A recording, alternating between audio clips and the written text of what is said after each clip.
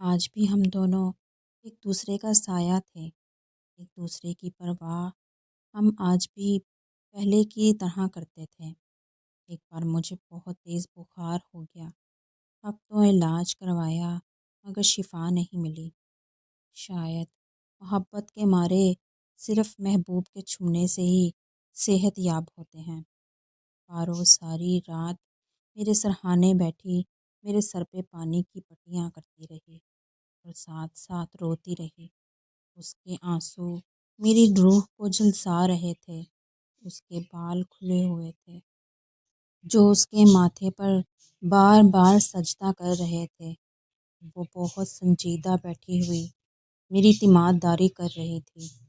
رونے سے اس کی ناک سرخ ہو چکی تھی اور اس کے گالوں پہ جمے ہوئے آنسو ایسے لپٹے ہوئے تھے جیسے وہ گال ان کی جاگیر ہوں۔ میں نے اس کے چہرے پہ آئے بالوں کو اپنی انگلی سے ہٹایا تو وہ میری طرف متوجہ ہوئی۔ ایسے کیوں رو رہی ہو پارو؟ میں نے مری ہوئی آواز سے سوال کیا۔ تیرے لیے ہی رو رہی ہوں پنڈت۔ پر کیوں؟ کیوں کا کیا مطلب؟ تو میرا دوست ہے اور تجھے یوں اس طرح حال میں دیکھا نہیں جا رہا۔ پارو نے ہمیشہ کی طرح صاف گوئی کا مظاہرہ کرتے ہوئے کہا۔ اچھا، اتنی فکر کرتی ہے میری؟ میں نے معنی خیز لہجے میں سوال کیا۔ تو اور کیا، تیرے سوا میرا ہے ہی کون پنڈت؟ تو میرا دوست ہے، میرا اپنا ہے، تیرے ساتھ میں اپنے دکھ سکھ بانٹ سکتی ہوں۔ پارو ایک ہی لے میں بولتی چلی گئی اور مجھے اپنے عشق میں مضبوطی سے قید کرتی چلی گئی۔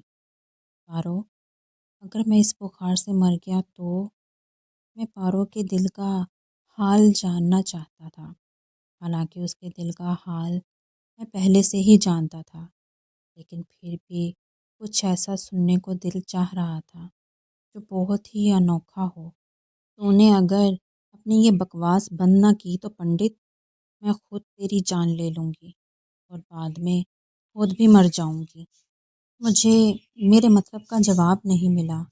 میں تو یہ سننا چاہتا تھا کہ وہ بولے کہ ہاں پنڈت، میں تم سے بہت پریم کرتی ہوں، تیرے ساتھ جینا چاہتی ہوں، جن راہوں پہ تو چلے ان راہوں کی دھول بن جانا چاہتی ہوں۔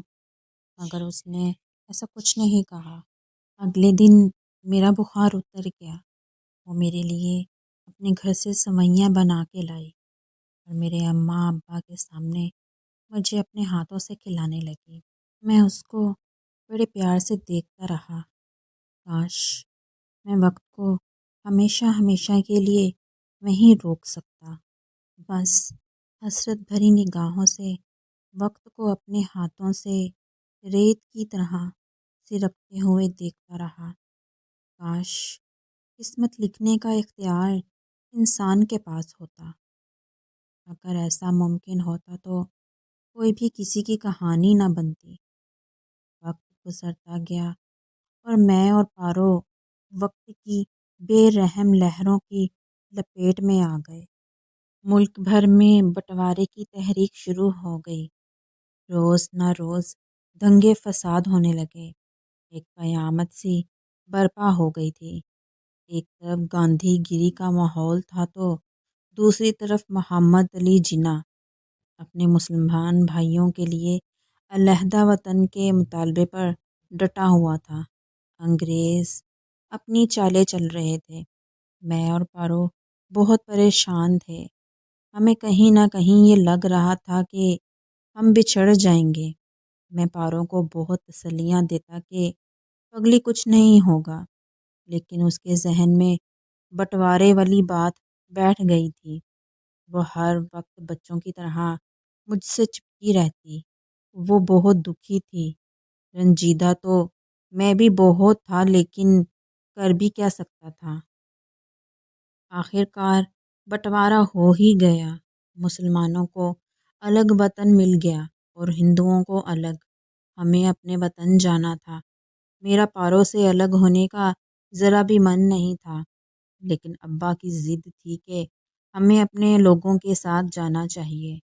ابا کو بہت سمجھایا کہ ہم یہیں رہ جاتے ہیں، لیکن ابا نہیں مانے۔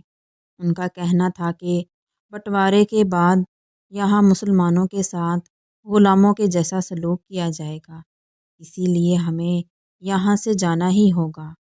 مجھے یاد ہے وہ پاروں سے بچھڑنے کا قیامت خیز لمحہ۔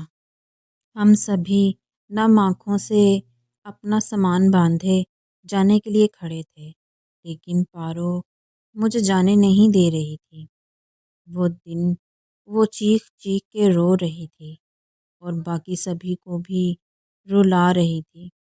وہ میری بغلوں میں دونوں بازو ڈالے مجھے کس کے پکڑے ہوئے تھی۔ میں بھی رو رہا تھا۔ اماں ابا بھی پارو کے بابو اور بی بی کے گلے لگ کر رو رہے تھے۔ مت جانا پنڈت، بھگوان کے لیے مت جا۔ پارو منت کرنے پہ اتر آئی۔ جس کا جانے کو دل کر رہا ہے، پر پارو اب جانا ہی ہوگا۔ بٹوارے کے بعد لوگ ہمیں یہاں جینے نہیں دیں گے۔ میں نے پارو کے گال پہ ہاتھ رکھ کر سمجھانے کی کوشش کی۔ پنڈت، میرا کیا بنے گا پھر؟ میں مر جاؤں گی رے تیرے بن۔ ہمت سے کام لے پارو، دیکھ میں مرا تو نہیں نا، اسی دنیا میں ہی رہوں گا۔ اس سے اچھا تو مر ہی جائے۔ اگر تو اپنی پارو کے ساتھ نہیں تو تیری یہ زندگی ہمارے کس کام کی؟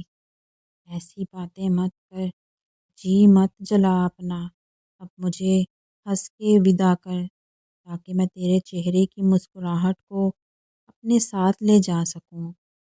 پارو بلک پڑی اور زمین پہ بیٹھ کر زاروں کی طرح رونے لگی۔ میں بھی اس کے پاس بیٹھ گیا۔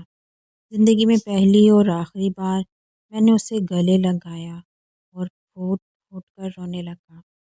پھر میں نے سامان اٹھایا اور بابو اور بی بی کو مل کر وہاں سے تیز قدموں سے چل پڑا۔ مجھے اپنے پیچھے سے پارو کی تیز پکار سنائی دی، پنڈت، تیری پارو ایک دن بھی جی نہیں پائے گی رے تیرے بنا، مت جا پنڈت، مت جا۔ میں نے مڑ کے دیکھا، پارو زمین پہ گری ہوئی تھی۔ بابو اور بی بی اس کو سنبھال رہے تھے۔ اس نے مجھے ہاتھ لا کر روتے ہوئے آخری سلام پیش کیا اور پھر زمین پر سر رکھ کر رونے لگی۔ میں دل پہ پتھر رکھ کر وہاں سے چلا آیا۔ دل کو کسی پل بھی سکون نہیں مل سکا۔ میرا دل پارو کا ہی نام لیتا رہا اور روتا رہا۔ اس کی کوئی بھی نشانی میرے پاس نہیں تھی۔ اس کی یادیں کسی انمول ہیرے کی طرح میری روح کو چمکائے رکھتی۔ پاکستان میں ہم نے اپنا ایک چھوٹا سا گھر بنایا۔ ابا نے میری شادی کر دی۔ بیوی بہت محبت کرنے والی ملی تھی، لیکن میں ساری زندگی اس کو محبت کے دو بول نہیں بول سکا۔ ابا اور اماں بھی اس دنیا سے چلے گئے۔ میرے دو بیٹے ہوئے۔ ان کی پرورش اور تعلیم کی خاطر میں نے اپنی ساری زندگی لگا دی۔ ان کی شادیاں کیں، گھر بار کا بنتے ہی بچے باپ کو بھول گئے۔ آج میں اپنے چھوٹے بیٹے کے گھر اپنی زندگی کی آخری سانسیں لے رہا ہوں۔ پارو کو آج تک نہیں بھلا پایا۔ اس کی یادیں مجھے بہت حوصلہ دیتی تھیں۔